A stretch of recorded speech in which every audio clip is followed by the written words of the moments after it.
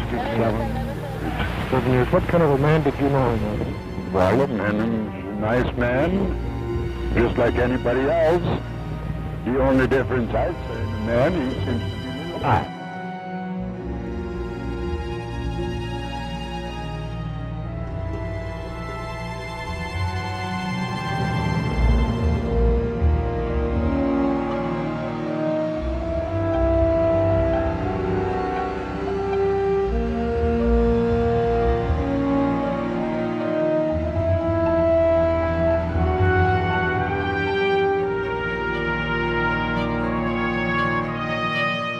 Para insurgentes 10-1 para que trasladen al compañero que lleva las llaves de los candados.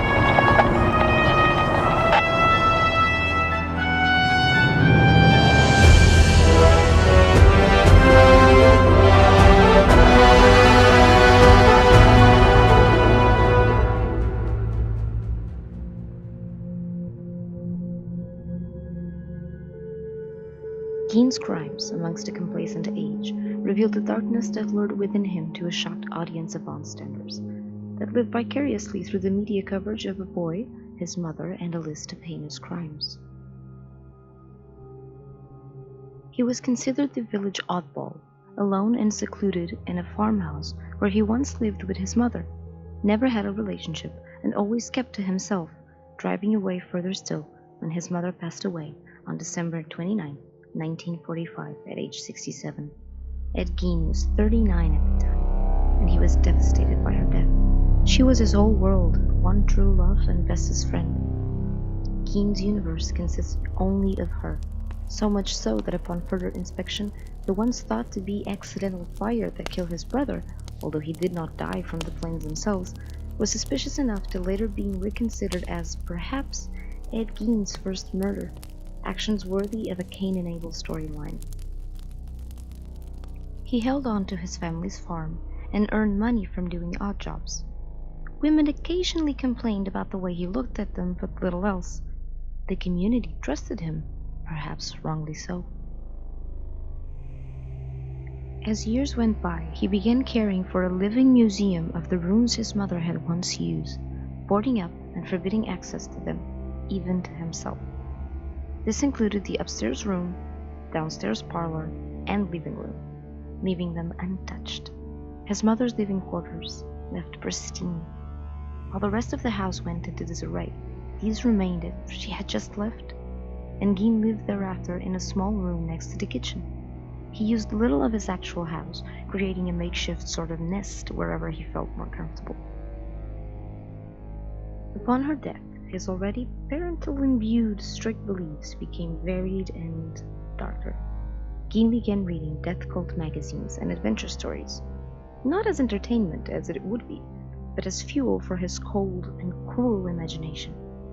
Cannibalism, gore, anti-Semitic messages, those fascinated him most.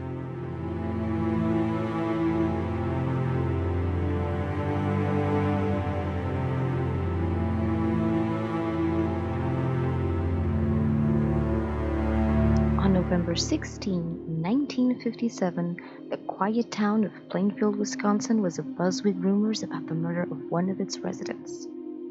Police had been alerted when Deputy Sheriff Frank Warden, Bernice Warden's son, entered her hardware store at around 5 p.m. to find the store's cash register open and a blood trail on the floor behind it. He immediately began looking for his mother. Piecing together clues, he told investigators that Ed Gein had been in the store the evening before her disappearance, and that he would return the next morning for a gallon of antifreeze, the last sale Frank's mother made before going missing, as deducted by analyzing the last receipt she wrote that morning. They visited his farmhouse the very same day, and unable to find him, they went looking for him near or in his tool shed where he often worked. There was Bernice Warden's body, decapitated, hung upside down by her legs with a crossbar at her ankles and ropes at her wrists. The torso was, quote-unquote, dressed out like a deer, shot with a .22 caliber rifle, and mutilated after death. On the evening of that same day, Gein was arrested at a West Plainfield grocery store. Police went back and continued to search his house, and afraid and horrified at the thought of what else could be inside. And rightly so. They opened the door, and immediately the atmosphere changed. Body parts lay scattered across litter and filth, the picture of a lonely and deranged man's life. The air was heavy and thick. The walls clung with dust and faded away by age. Further searching the house, they kept finding an array of gruesome atrocities. Whole human bones and fragments everywhere, chairs and lighting fixtures, made and decorated of human skin, taxidermied body parts, bowls made of human skulls, leggings and gloves made of skin, masks of female heads, 9 private female body parts in a shoebox, a belt made of human nipples, fingernails, and Mary Hogan's face inside a paper bag. A woman who had been missing since 1951, and authorities recognized as they stared into her frozen expression. Her skull and heart were kept separate as trophies. The victims were all deceased people Ed Gein would lift from the cemetery soon after death. Fresh as his best, you see. Of all ages, but only female.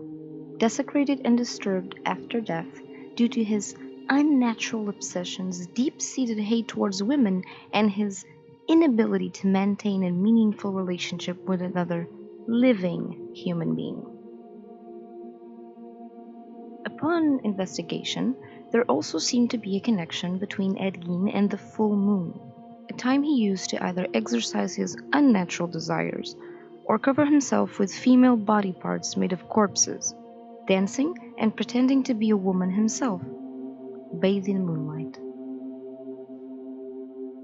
No matter how fictional they sound, his crimes were, sadly, all too real. He taxidermied and fashioned himself a corset with female breasts, wore Mary Hogan's face mask, female genitals, and other awful paraphernalia, to feel as one with his deceased mother, a twisted connection, literally becoming her by wearing a quote-unquote woman suit.